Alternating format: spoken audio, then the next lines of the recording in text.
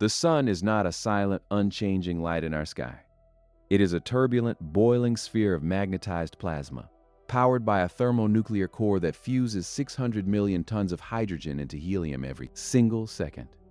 This colossal nuclear engine drives the dynamics of our local space environment. Every 11 years, the magnetic field of our star undergoes a dramatic transformation, reversing its polarity.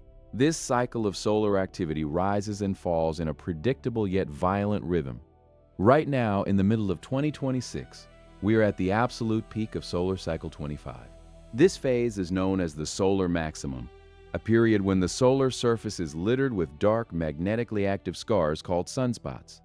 These regions are cooler than the surrounding convective surface, appearing dark because the intense concentration of magnetic flux blocks the upward convection of hot plasma from the solar interior. The energy contained within these twisted magnetic lines is astronomical, waiting for the right moment of instability to release its fury. This cycle represents the breathing of our star, a periodic pulse that dictates the radiation environment of the entire solar system. During this peak, the solar corona expands into space, releasing a continuous stream of high-speed solar wind that sweeps past all the planets. Among these active regions, one specific area has captured the attention of astronomers and space weather agencies worldwide. Named Active Region 4455, this is a gargantuan sunspot group, a complex magnetic chasm spanning hundreds of thousands of kilometers across the solar disk, easily large enough to swallow multiple Earths. Inside Active Region 4455, lines of magnetic force are twisted, sheared, and compressed to extreme levels by the differential rotation of the solar plasma. These field lines store massive amounts of energy, acting like tightly wound steel springs. When the tension becomes too great, these magnetic loops snap and reconnect in a process called magnetic reconnection. In late June 2026, the tension in this active region broke, triggering a rapid machine gun sequence of powerful solar flares. The climax of this activity was a colossal Class X1 zero explosion, one of the most energetic electromagnetic events our star can produce. This flare was not a gradual release of energy, but a sudden, violent eruption that shook the solar atmosphere, releasing the equivalent energy of millions of hydrogen bombs detonated simultaneously. To capture these eruptions, NASA's Solar Dynamics Observatory and the ESA NASA SOHO satellite utilized specialized cameras to photograph the solar atmosphere in multiple extreme ultraviolet wavelengths. These images revealed massive loop structures, magnetic arches that rise tens of thousands of kilometers above the photosphere, glowing with the heat of millions of degrees. This sunspot group is cataloged under the Zurich classification system as an F-type group, indicating a highly complex and bipolar magnetic structure with a large number of intermediate spots.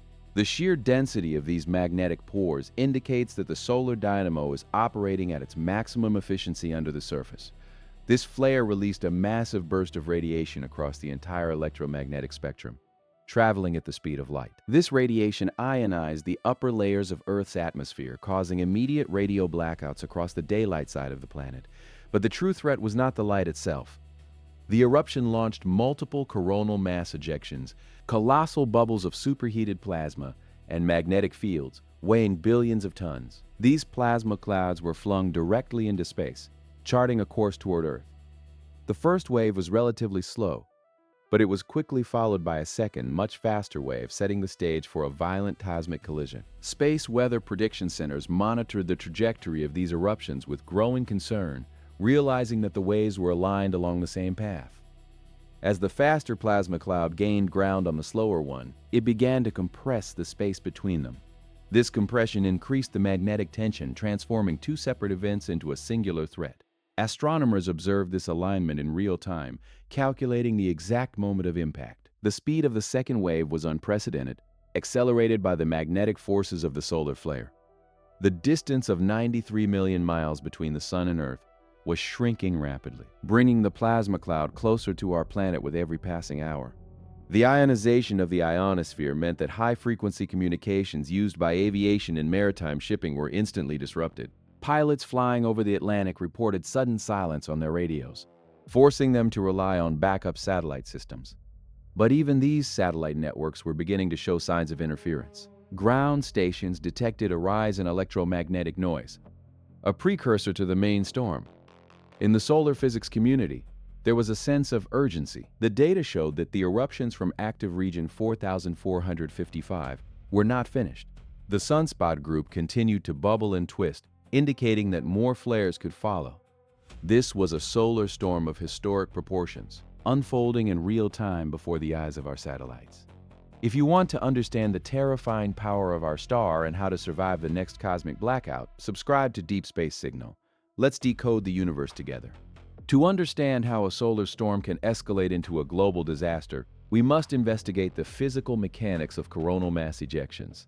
A coronal mass ejection, or CME, is not just a stronger gust of solar wind. It is a self-contained, magnetized bubble of plasma, carrying billions of tons of charged particles, mostly protons and helium nuclei, moving at speeds of millions of kilometers per hour. When a magnetically active sunspot region erupts multiple times in quick succession, it launches a series of these CMEs along the same trajectory.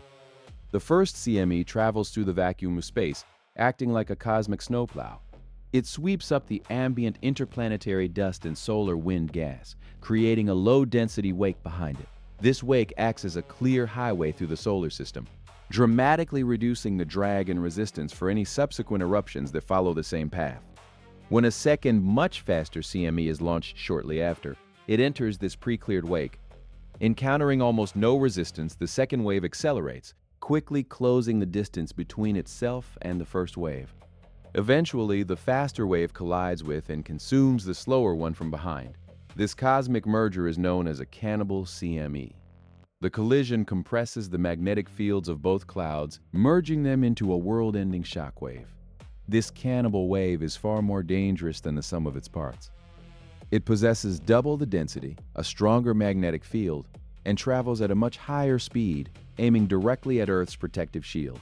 The compression of the plasma within the wave creates a highly turbulent environment, where magnetic lines are constantly snapping and reconnecting, releasing additional energy. The solar wind does not travel in a straight line, but is bent into an Archimedean spiral known as the Parker spiral by the rotation of the Sun. This spiral shapes the interplanetary magnetic field, creating a complex grid of magnetic highways that guide the path of the coronal mass ejections.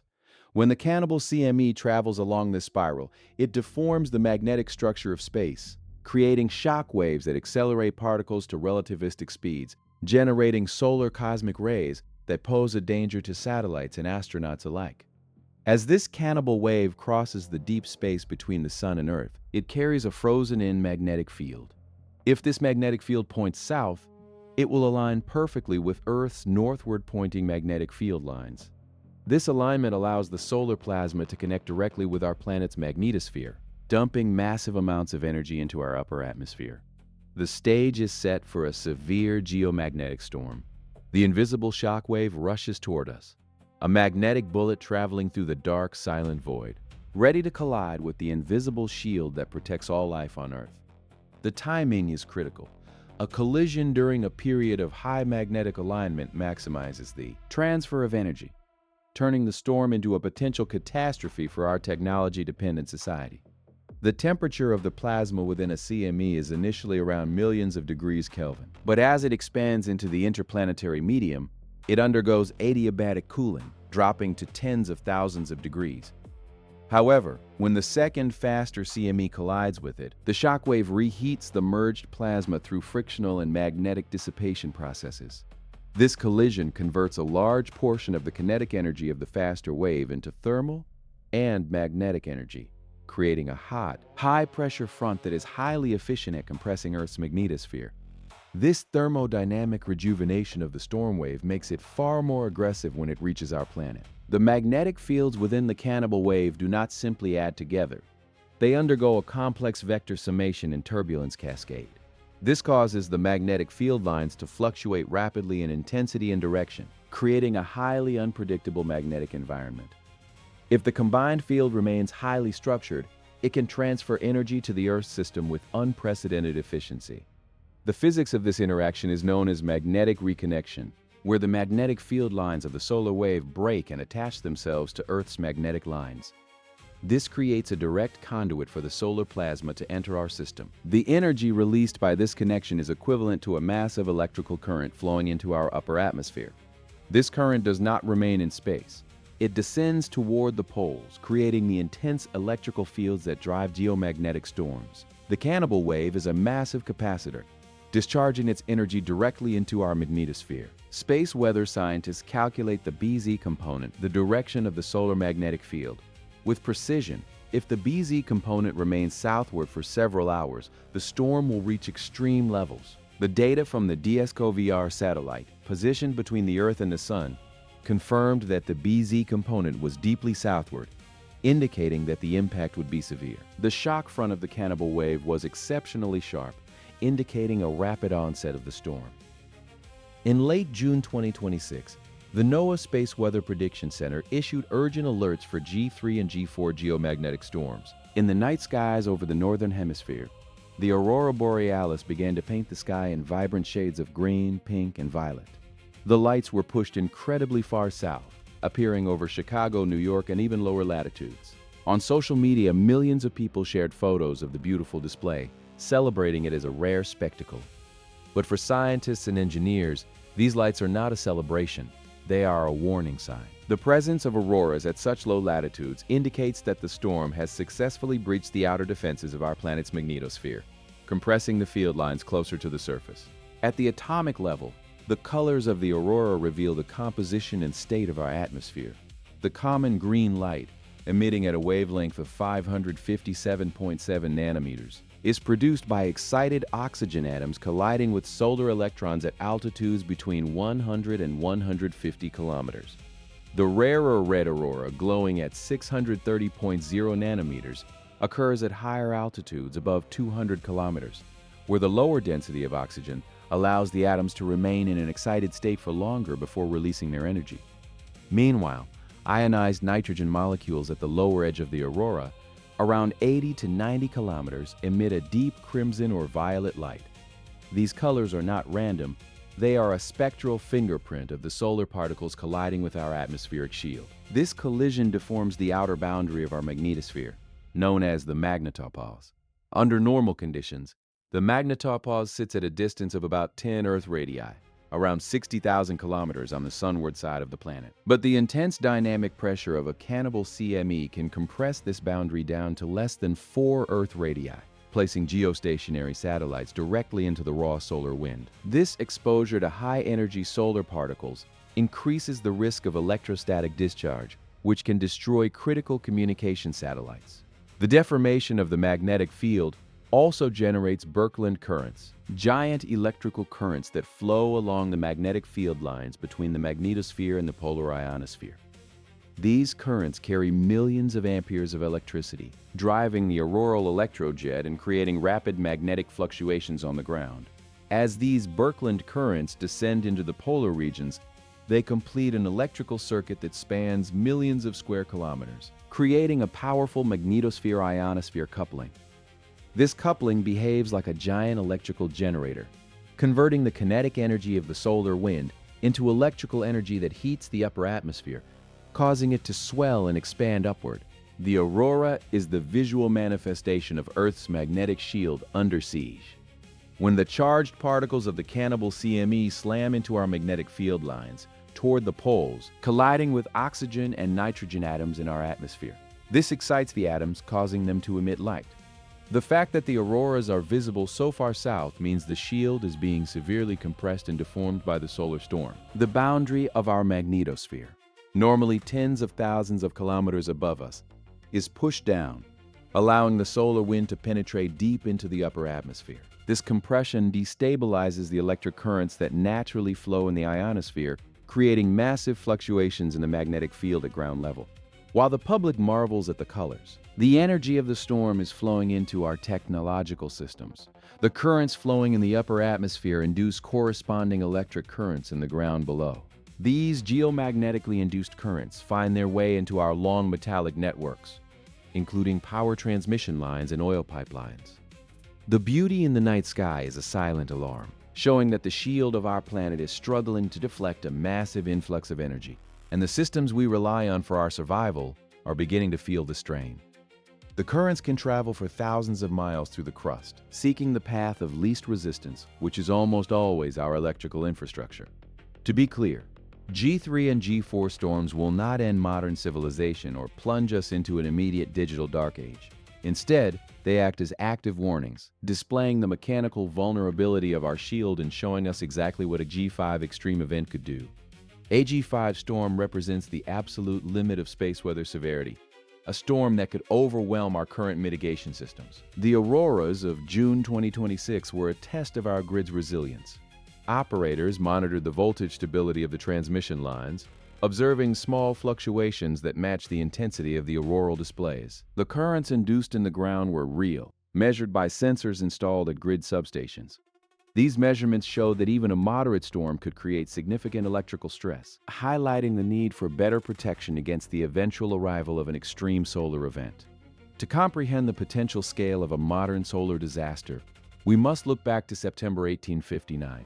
The planet was struck by the Carrington Event, the most powerful geomagnetic storm on record. The storm was named after Richard Carrington, the astronomer who observed the preceding solar flare. Back then, the only high-tech infrastructure on Earth was the telegraph network. When the storm hit, currents induced in the long copper telegraph lines caused systems to fail globally. Telegraph keys sparked violently, shocking operators and setting paper tapes on fire. The telegraph lines acted as giant antennas absorbing the magnetic energy of the storm.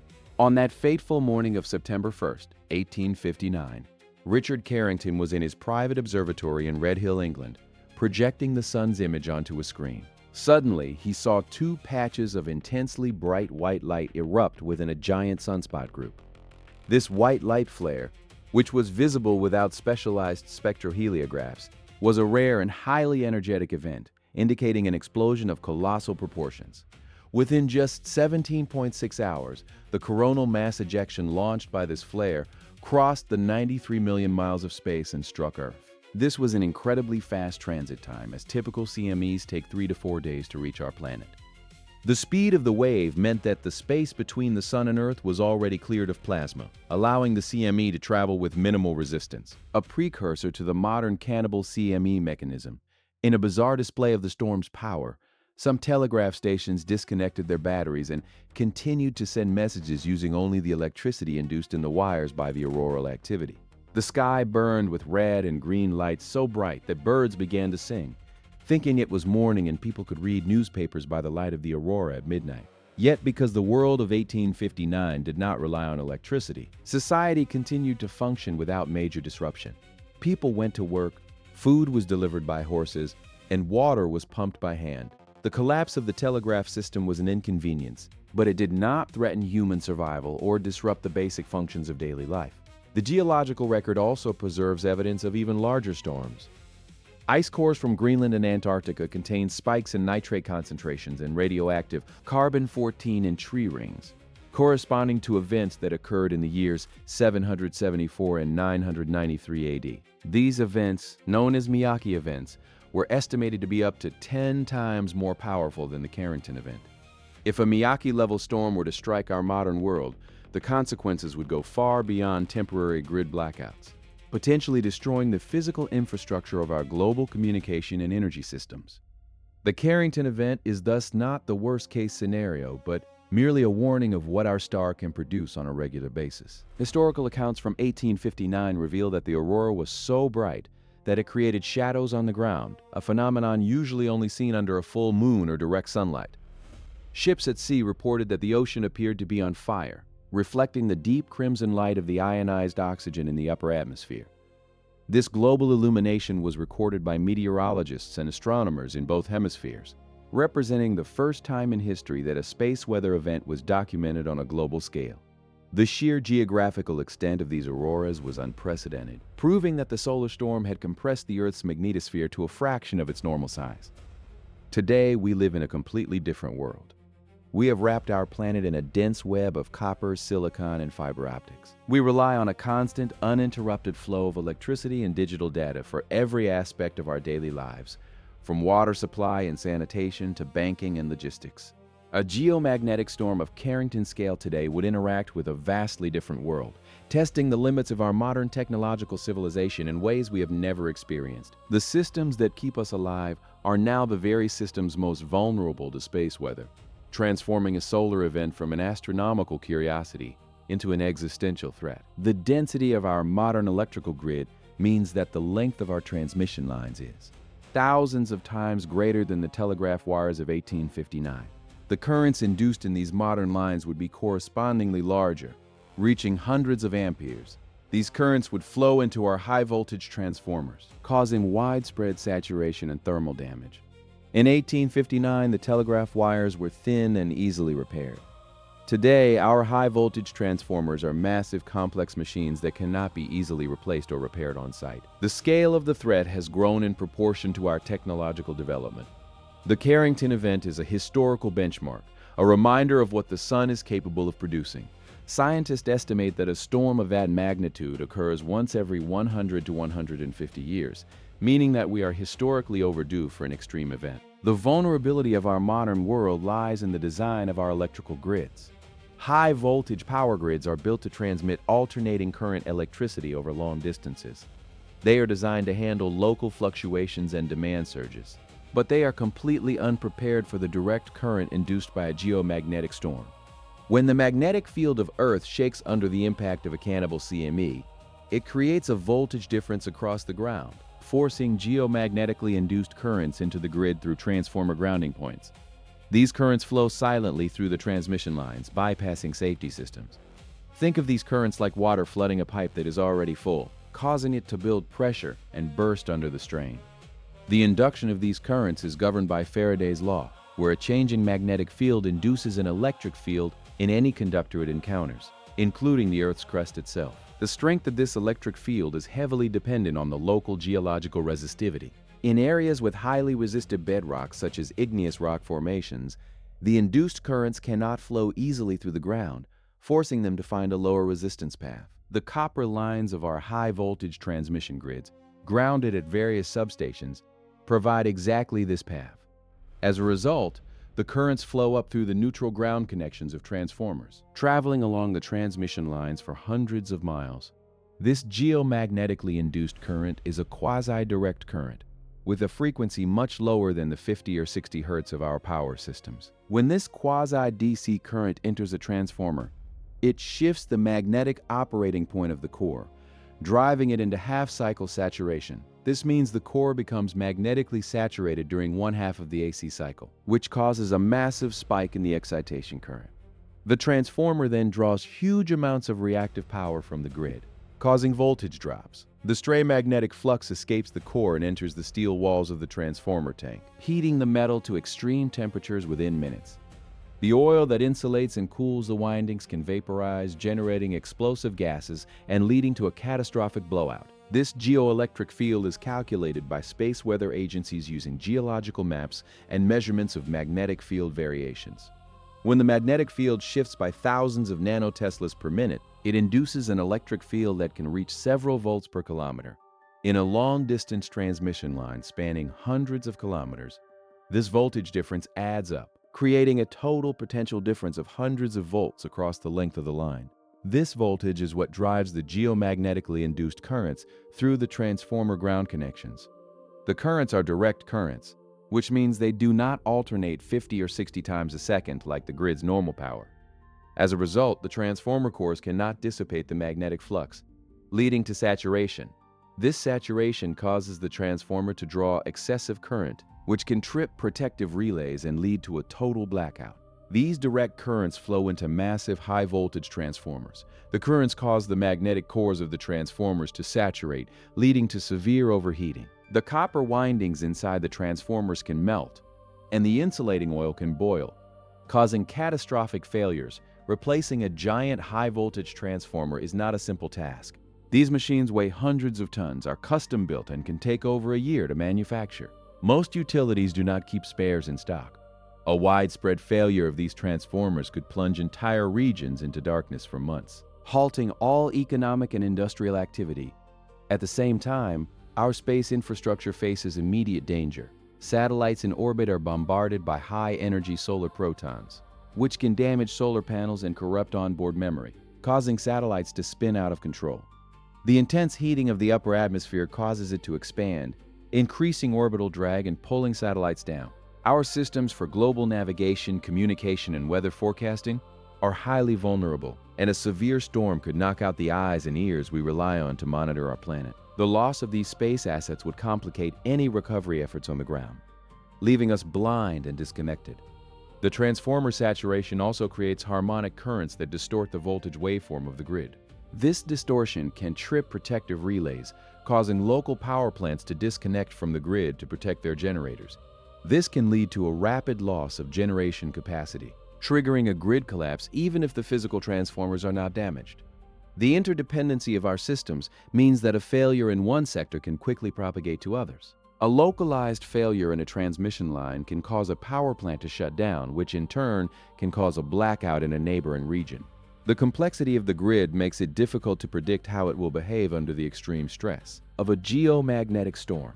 If a G5 extreme geomagnetic storm hit the planet today, the collapse would be swift and silent. In the first minute, protective relays on the high-voltage grid would detect the overload and trip, shutting down power lines to save transformers. But the sudden loss of generation would cause a cascading failure, spreading across the grid faster than human operators could react. Within hours, entire continents would be plunged into darkness. The internet, the lifeblood of modern society, would begin to fracture as transatlantic fiber optic repeaters lose power. The global communication network would dissolve into silence. The vulnerability of the internet lies in the physical infrastructure of undersea fiber optic cables. While the glass fibers themselves do not conduct electrical current and are immune to magnetic disturbances, the cables require high-voltage copper conductors to carry power to the optical repeaters installed every 50 to 80 kilometers along the ocean floor. These copper power feed lines are extremely long, spanning thousands of miles, making them highly susceptible to geomagnetic induction. A severe storm can induce massive voltages in these lines, burning out the terminal power equipment on shore and shutting down the repeaters, cutting off the flow of data between continents. Furthermore, cellular networks require microsecond-level synchronization to coordinate data slots between towers. This synchronization is provided by high-precision atomic clocks aboard GPS satellites. If the GPS constellation is disabled by solar radiation, the clocks in cellular towers will begin to drift, causing the network to degrade and fail even if the towers have backup battery power.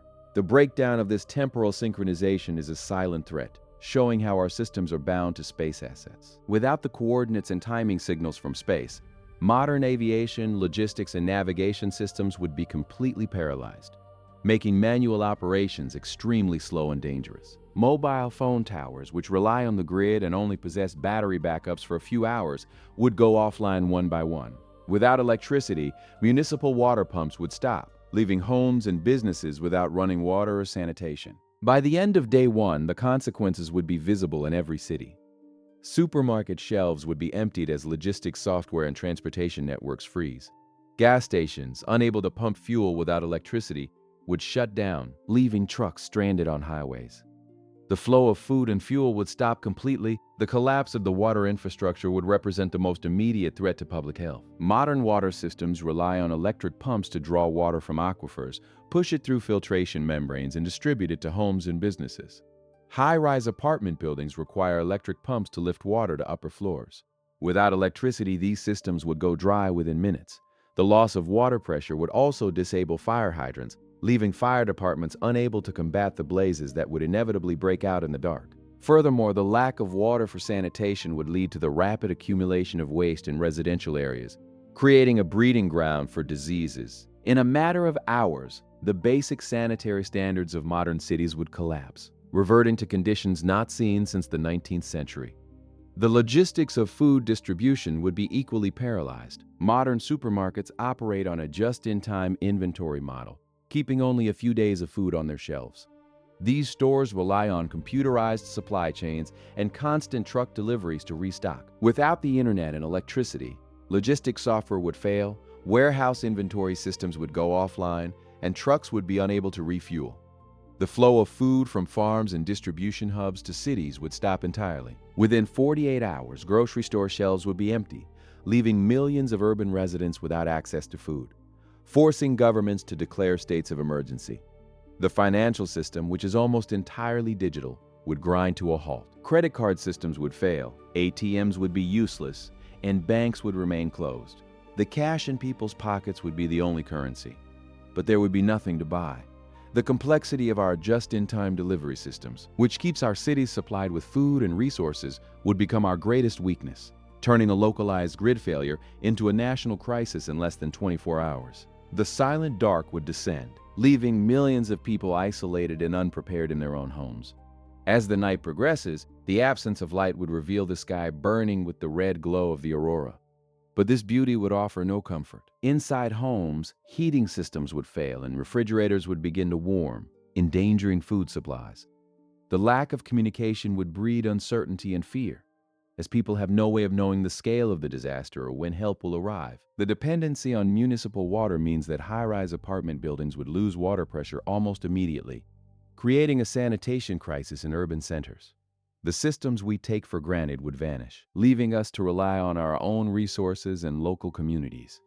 By the end of the first week of the global blackout, the initial shock would transition into a grim, desperate struggle for basic human survival. Without electricity, municipal water treatment facilities and purification plants cannot operate, halting the supply of safe drinking water to urban centers. This forces people to search for alternative water sources, such as local rivers, streams, and storm drains, which are often heavily contaminated. The consumption of untreated water leads to a rapid rise in waterborne diseases, creating a secondary health crisis that spreads through neighborhoods. Hospitals, relying on emergency diesel generators, would run out of fuel within days, forcing medical staff to make difficult, life-or-death decisions without electricity, diagnostic monitors, or life support equipment. The supply of essential medicines, which require strict refrigeration, would spoil, endangering the lives of millions who depend on daily treatments. The healthcare system would collapse under the weight of this multifaceted crisis. The sanitation crisis in large cities would be severely compounded by the failure of wastewater treatment plants, which rely on high-capacity electric pumps to process and move sewage. Without power, untreated waste would begin to overflow into municipal waterways, contaminating the very rivers and lakes that desperate residents are using as emergency water sources. Diseases like cholera, typhoid, and dysentery, which have been largely eradicated in modern developed nations, would reappear and spread rapidly through dense urban populations. The lack of clean water and proper hygiene would quickly become a more immediate threat to human life than the shortage of food. People would be forced to take desperate risks to satisfy their basic physiological needs, highlighting the thin veneer of civilization that protects our society from biological catastrophe. In hospitals and medical centers, the situation would transition from a chaotic emergency response to a state of total collapse. The diesel generators that provide backup power are typically designed to run for only 48 to 72 hours under load, and their fuel tanks cannot be easily refilled when the regional distribution network is dead and transport is frozen. When these generators finally stop, intensive care units would go silent, ventilators would shut down, and operating rooms would become completely unusable. Life-saving medications like insulin, vaccines, and chemotherapy drugs, which must be stored within a narrow temperature range, would spoil within hours. This leaves patients with chronic conditions without access to treatment, leading to a silent increase in mortality rates far from the public eye. The transportation and logistics sector would be completely paralyzed, halting the movement of goods, emergency services, and medical personnel across the country. Gas stations, which require electricity to run their fuel pumps, would be unable to dispense gasoline or diesel, leaving passenger vehicles and cargo trucks stranded. This would freeze the delivery of food, water, and fuel to critical facilities. Emergency vehicles like fire trucks and ambulances would quickly run out of fuel, leaving them unable to respond to fires or medical emergencies. Even if fuel was available, the lack of traffic signals and the presence of stranded vehicles would make roads impassable, turning major transportation corridors into gridlocked parking lots. The loss of aviation would isolate continents and regions, halting international commerce and humanitarian aid. Commercial aircraft rely on high-precision navigation, satellite communication, and air traffic control systems to operate safely. A severe geomagnetic storm would disrupt satellite navigation signals, ionize the high-frequency radio bands used for long-distance communication, and disable ground-based radar systems. Under these conditions, aviation authorities would be forced to ground all commercial flights to prevent mid-air collisions and accidents. Cargo planes carrying emergency medical supplies, water purification equipment, and food would remain on the runway, leaving disaster-stricken regions to rely entirely on their own limited resources. In the agricultural sector, the loss of satellite signals would disrupt food production. Modern farms use automated machinery that relies on satellite signals to plant crops, apply fertilizers, and harvest fields with precision. Without these signals, farmers would have to revert to manual operations, which are much slower, leading to a significant drop in crop yields. The loss of power would also disable automated milking systems on dairy farms, ventilation systems in poultry houses, and refrigeration units at processing plants, leading to the loss of livestock and the spoilage of fresh agricultural products. Water distribution would become a primary concern. People would gather at local springs and rivers, carrying water in whatever containers they can find.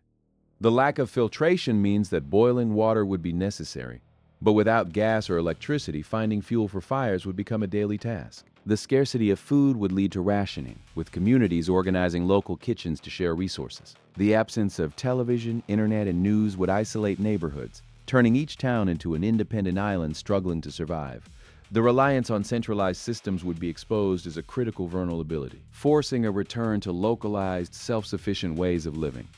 Entering the second month of a global blackout, the focus would shift from immediate survival to the slow, painful process of recovery. Manufacturing plants dependent on a stable supply of high-voltage electricity would remain dark, making it impossible to produce the replacement parts needed to repair the grid. The economic damage would be measured in trillions of dollars, with the global financial system frozen and paperless wealth completely wiped out. Governments would have to implement emergency measures to distribute food and resources, relying on local community networks to maintain order. The global economy would be in a state of suspended animation, with traditional commerce replaced by local survival needs. The manufacturing bottleneck of high-voltage transformers is the single greatest obstacle to grid recovery. These units are not mass-produced. Each is custom-engineered to match the specific voltage and impedance requirements of its substation. The process requires specialized grain-oriented electrical steel, which can only be manufactured in high-tech steel mills that require massive amounts of continuous electrical power. The winding of the massive copper coils must be done under strict dust-free conditions, and the completed transformer must undergo extensive high-voltage testing before it can be deployed. Attempting to restart this entire industrial supply chain using local generators is a circular challenge, as the factories need the grid to operate, and the grid needs the factories to supply the parts. Consequently, grid restoration would follow a strategy of black start procedures. This involves using local, independent power sources like small diesel generators or hydroelectric dams to start larger turbine generators at power plants. Once these plants are online, engineers would slowly energize transmission lines, balancing the electrical loads to prevent the system from tripping again. This is a delicate process, as the newly energized lines are highly sensitive to any ongoing geomagnetic disturbances.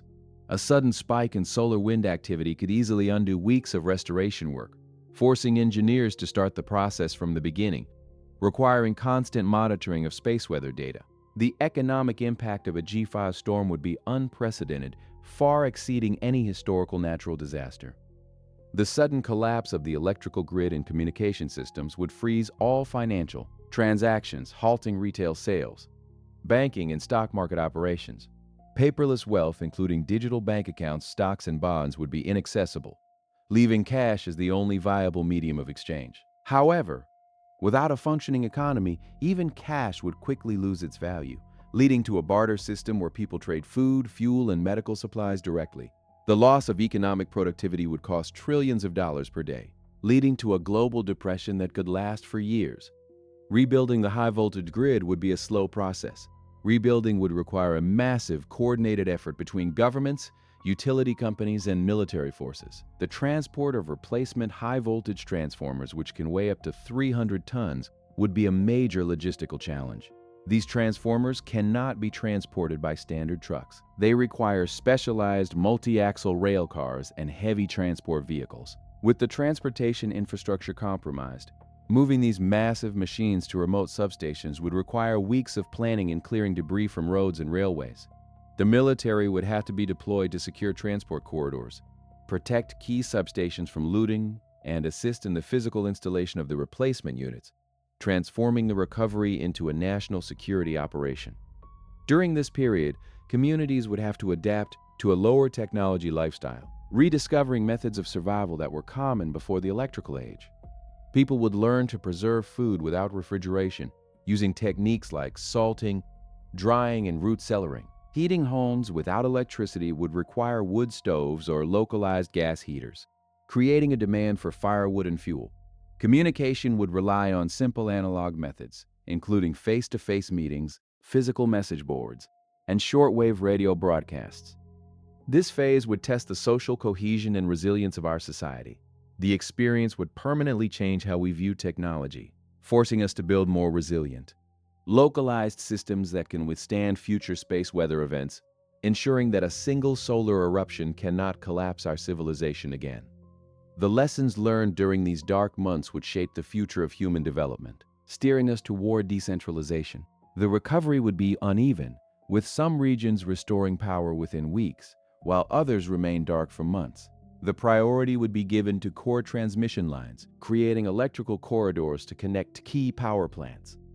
But even as the grid is repaired, the scarcity of replacement parts would slow progress.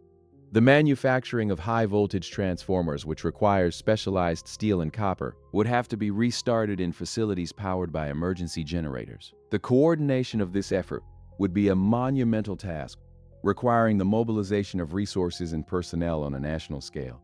The experience would redefine our relationship with the grid, making resilience a primary design requirement for future infrastructure projects. As we look to the future, we must realize that Solar Cycle 25 will remain active for months to come, and it will be followed by future cycles that could produce even more extreme space weather. The sun is not a static, harmless light in our sky.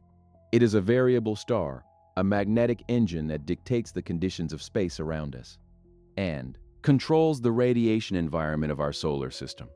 The beautiful auroras we see in the night sky are a visual reminder of our planet's magnetic shield at work, deflecting the solar wind. We have built our global high-tech civilization during a period of relative solar quiet, a brief window of stability that may be coming to an end. The peaks of solar activity are a reminder of our technological vulnerability. One of the most effective grid hardening measures is the installation of neutral blocking capacitors. These devices are connected between the neutral grounding point of high-voltage transformers and the Earth. They act as high-impedance barriers to the quasi-direct currents induced by geomagnetic storms, preventing GICs from entering the transformer windings, while still allowing the AC fault currents to pass safely to the ground. Upgrading thousands of substations with these capacitors would require a significant capital investment, but it would dramatically reduce the vulnerability of our power systems, turning a potential disaster into a manageable event. In space, we must design our satellite constellations with orbit-raising capabilities and radiation-hardened components. Low Earth orbit satellites must be equipped with magnetic torquers and thrusters capable of countering the increased drag caused by the heated, expanding thermosphere. Our space observatories, positioned at the L1 Lagrangian point 1.5 million kilometers upstream from Earth, must be modernized. Spacecraft like the Deep Space Climate Observatory and the Solar and Heliospheric Observatory are aging, and replacing them with a new generation of solar monitors is critical to maintaining our early warning capability. The cost of placing these sentinels in space is minor compared to the cost of a long-term global blackout. In addition to L1 observatories, future space weather missions aim to place monitoring satellites at the L5 Lagrangian point, which trails the Earth in its orbit by 60 degrees. From this perspective, the spacecraft can look at the eastern limb of the Sun and see active regions before they rotate into view of the Earth. This would provide up to an extra week of warning, allowing grid operators and satellite manufacturers to prepare for incoming sunspots and potential eruptive zones. The integration of L1 and L5 data represents the future of space forecasting, offering a three-dimensional view of the heliosphere. In addition to grid hardening, we must improve our space-based early warning systems. Currently, our primary source of solar wind data is the Deep Space Climate Observatory, or DSCSOVR, satellite which is positioned at the L1 Lagrangian point, 1.5 million kilometers upstream from Earth. At this location, the satellite can detect the density, speed, and magnetic field of an incoming CME, before it hits our magnetosphere, providing a 15 to 60-minute warning. However, DSCO VR is aging and has experienced technical anomalies in recent years. Replacing it with a new generation of space weather monitors equipped with advanced coronagraphs and plasma sensors is critical to ensuring we are not caught off guard by a Cannibal CME. We must take space weather seriously. Hardening our electrical grids, installing neutral blocking devices, and designing satellites with better radiation shielding are essential steps to protect our infrastructure. We must develop better early warning systems, allowing us to predict the path and impact of CMEs before they reach us. The cost of preparation is high, but the cost of inaction is immeasurable. The sun will continue to fire flares and CMEs, and a superstorm will eventually hit us. The investment in resilience is the only way to secure our future. International cooperation is also essential, as space weather is a global threat that does not respect national borders. A severe geomagnetic storm that collapses the grid in North America will likely cause similar failures in Europe and Asia, making it vital for nations to share observation data, grid status reports, and engineering resources in real time. Developing common engineering standards for transformer protection, satellite shielding, and emergency communication networks would help build a global shield against solar storms, ensuring that a single eruption from our host star cannot turn back the clock on human progress. The quest to understand space weather is the ultimate challenge of modern astronomy. By studying the magnetic cycle of our star, we can learn to predict its behavior and protect our home. Until we build a resilient grid, we remain vulnerable to the restless star we orbit. The beauty of the aurora should serve as a call to action, a reminder that we live in a dynamic universe.